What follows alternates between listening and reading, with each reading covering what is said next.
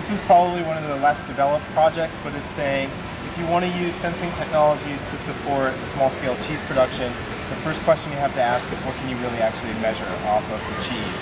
So we've been doing a sort of series of experiments where we've been measuring the different qualities of cheese that can be sensed. Right now, what's happening is we're just passing electrical current through the cheese. So the interesting thing about cheese is it's actually a conductor, and different kinds of cheese conduct electricity in different amounts, depending upon their moisture content and their salt content. And then over the course of the day, one of the things that's interesting, for example, if you compare cheese with a normal resistor or cheese with even a fruit product that has a wrapper around it, is that the cheese will change.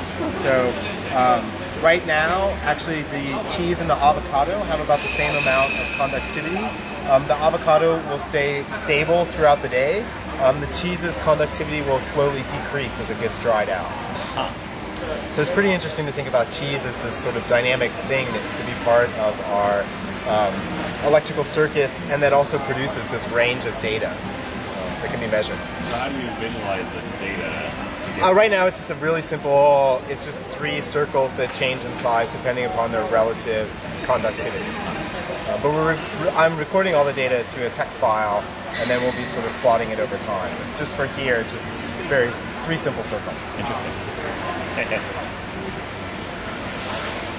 And then I get to eat it at the end of the display. So. Of course, you may be looking at the visualization thinking you don't want to eat it. Yeah, maybe.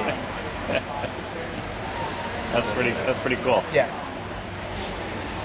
So all of our projects are really about how we can use technology to help us with small-scale agriculture, and also just to come to think about small-scale agriculture differently. Mm-hmm. But the cheese has the bacteria in it, right? So yeah, cheese has bacteria in it. So there's other ways we could think about measuring differences of cheese. We could actually do a scrape and see what kind of bacteria is in there and see how that bacteria changes over time.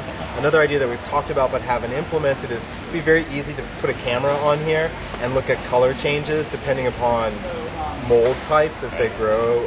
And some cheeses grow mold pretty quickly, and the mold is pretty distinctive.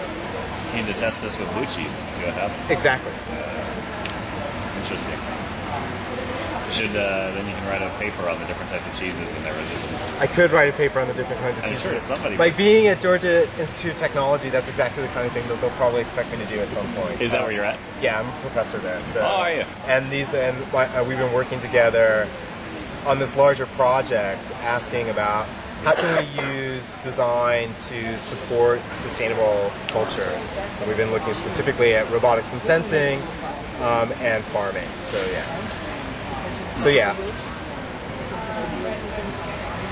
This is the first time you've done a project like this on things like cheese? First time we've done a project on cheese. We've been working with farmers and gardeners and cheese makers, but not specifically at this project, for the past year. So we've done a series of workshops.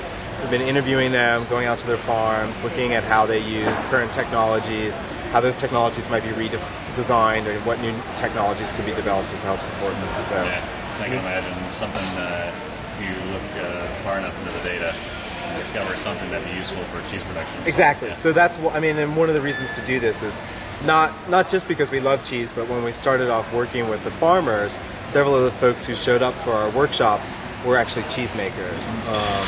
And they already use some simple sensing technologies, but the interesting thing we found is that they're really in need of more support for their work, because when you're farming by yourself, it's just sort of overwhelming work to do. Right? So the more that you can help them, they're interested in that. So that's exactly the longer term goal. Nice. All right. Thank you. Yeah.